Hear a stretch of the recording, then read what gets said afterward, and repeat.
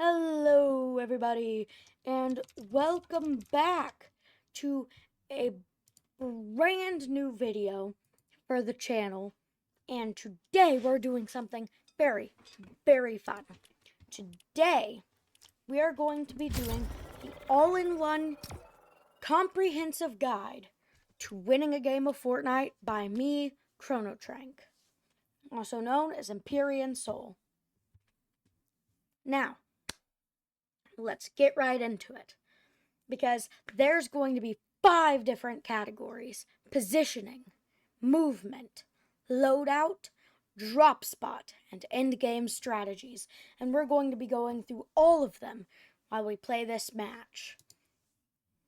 Now, I do not have a webcam because I do not feel like doing that today. I don't feel like cleaning myself up. Sorry. But at least you have commentary. Not that I could do this video without it. So, let's get right into it. Alright, first up on our list is the drop spot. And if you've seen my other videos, you should know by now, of course, we're talking about the turtles. The uncontested and the overly populated. Populated with what, you may ask? Certainly not people. None other than buttloads of loot. So, I'm going to show you exactly why I go there every single game and why it's the key to my early and mid game.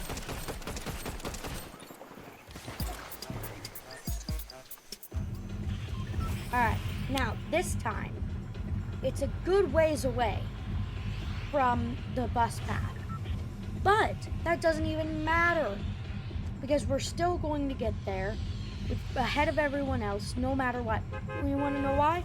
Because no one else is even trying to go there, and that I can pretty much guarantee. Because no one really sees the true value in this place. No one really sees what I see in it. Right? Nowhere else on this map can you get such magnitude and such quality of loot with the low amount of contestedness, whatever it is. You know what I'm talking about. Now, you see these people? They're going to Kappa Factory for Hopeful Heights. But you want to know what we're here for? We're here for good old turtles. Not even a POI, a landmark. And yet, it has better loot than any POI I've seen. Now, our drop is a little bit off. Like, see all these people? They're going to Kappa Factory. But, like, no one sees the value in this place that I do. Alright, now we are going to be short, so... But that's fine, because the fact that we messed up our drop doesn't even matter, because we're not buying for a floor loot or anything like that. Alright, so we got one boom chest, and then another chest. We come over here, we got this, then we got more loot. Alright, we get something good out of that. Then we come over here, and there's even more over here. Alright, we got epic chest. Alright, we got a sticky grenade launcher. Don't really care about that. Alright, another normal chest. Another normal chest. Alright, I'm actually going to take the green hollow twister. Alright, now we got an infiltrator pump. Gonna take that. Alright, and then we got this. Alright, now we have a purple hollow twister. What the heck was that? What the heck? Does that guy like land up there and just jump in on people here? What the heck was that? Oh my god. Whew.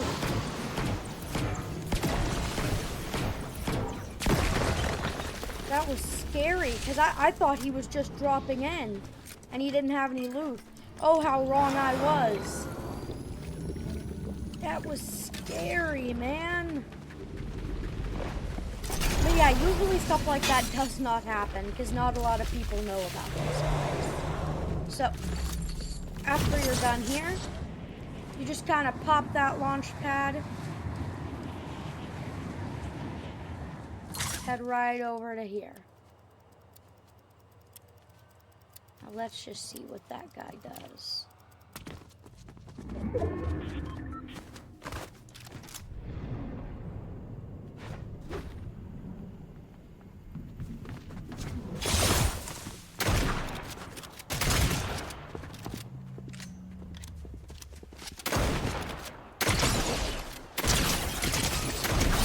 The bot. Yeah, so we do that. And then we can just hip hop, hippity hop over to here. Got a chest in here that usually spawns. Now we're full HP again. Run in here. Pop him in the back of the head. Run out here. Pop him. Run back in here. And we've got even more loot to be had. Like, this is an absurd amount of loot to get from just a single drop spot. Like, you cannot disagree with the fact that this is insane. You just can't. You can't disagree with this. Like, it's just a whole nother level of when it comes to the amount of loot you're getting out of this. And that is why we land here every game here on this channel. And over on my channel on Twitch, this is where we land every game as well. So, pop onto a bike and head over to the black market to show you the next portion of the drop spot section. You drop there, you come through here if there's fighting or people here. Yeah, get rid of these guys. Yeah, just absolutely destroy them. And then over there, really? Really? Did this guy really just try that? Really? Okay. Does that do that? Does this do that? Dang it. Okay.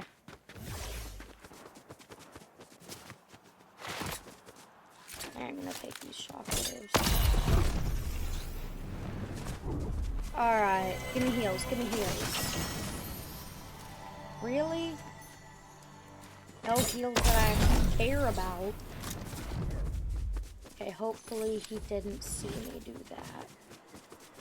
And we can just sneak on by over to this black market that I always go to. Yes, rocket drill. I have movement!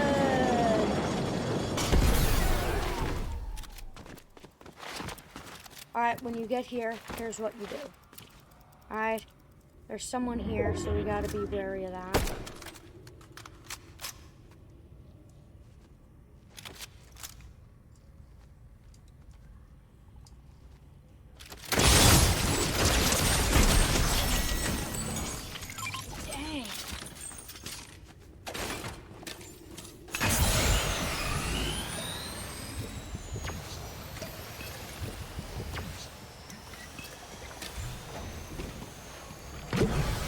Dang, that was not what I was wanting to get coming here.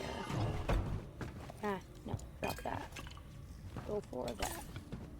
Yeah, because there's not much left in that. Okay, was not expecting him to come up around the corner like that so quickly and suddenly. But yeah, if this isn't open, then you know exactly what we're going for if you've been on this channel. We are obviously going for the Lawless Rift Launcher. And I guess since we have an extra dill bit anyways, might as well go for that as well. And of course, we're rifting right out of there. Not dealing with that today. Alright, and then having the rift launcher, as well as this loot, segues nicely into loadout and position, as well as movement with the rift launcher. So, loadout. Hollow Twister or Striker Burst. If it's a purple Hollow Twister or a purple Striker Burst, take the Gilded Eye Drum Gun.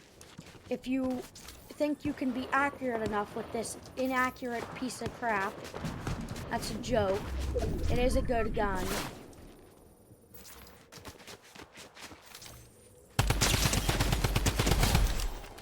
It's just kind of inaccurate from range.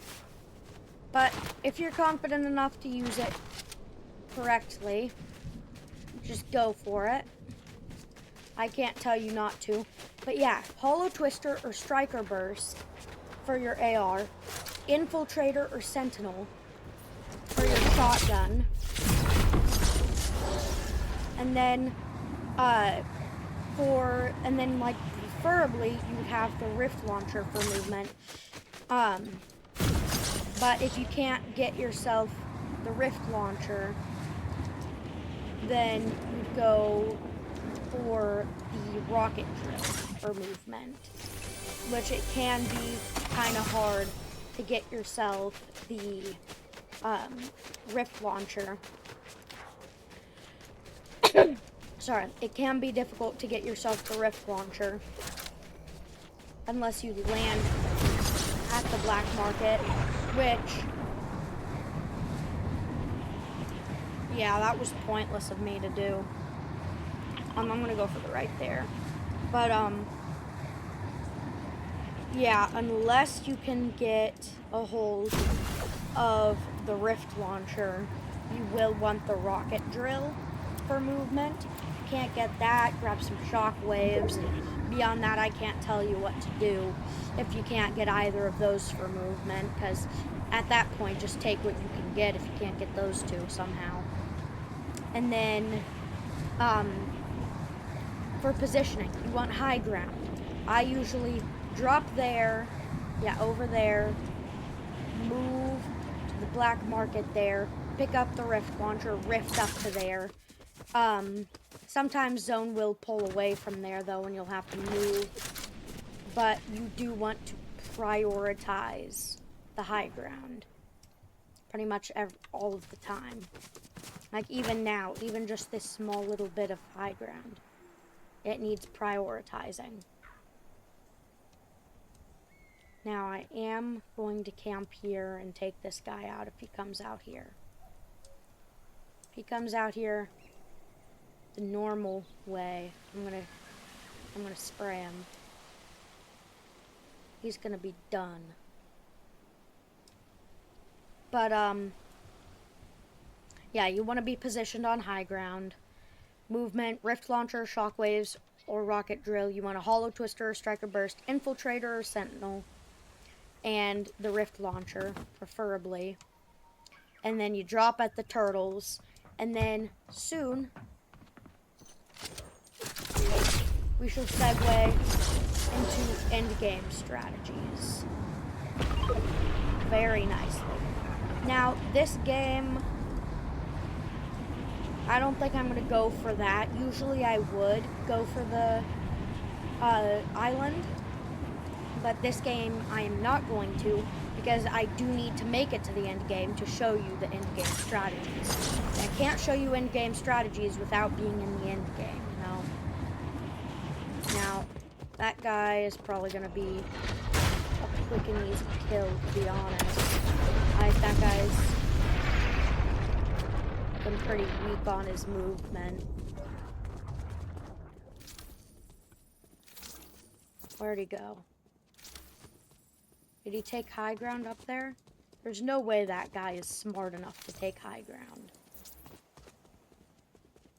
Did he go for low ground over that ridge? Curious. But, yeah, we are going to be, for, like, this kind of circle, when you have a little building like this, we sit in a corner like this with complete visual on all of the possible entrances to this room. Now see, someone's coming up. And I know exactly where they will be coming from. One of those two places. Which means I just need to cover this side of me. And they can't break the floor or wall. They can't break the floors or walls faster than I can react. So, this right here is the strategically best position for me to be in. Now, there are people fighting out there. I'm going to go for the third party.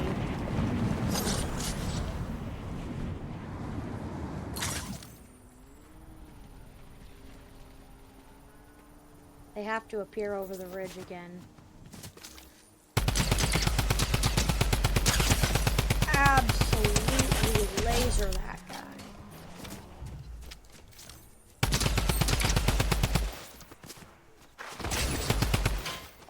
Yeah, I'm getting out of here. I don't feel like dealing with that right now. This little building right here, this looks pretty good. For a place to just kind of chill.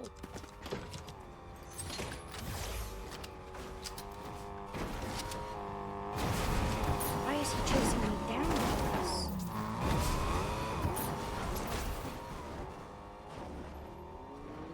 Okay. That guy's chasing that guy down. Nope, he's chasing me down.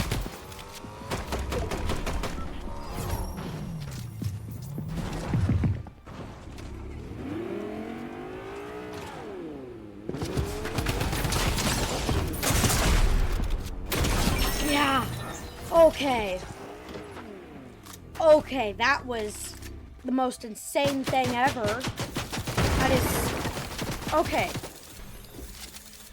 Alright, well, I didn't get to really show you some end-game strategies. I got to show you one, staying hidden in small buildings. It didn't work out so well since two people were tracking me down for even though I didn't have a medallion or anything worthwhile for them.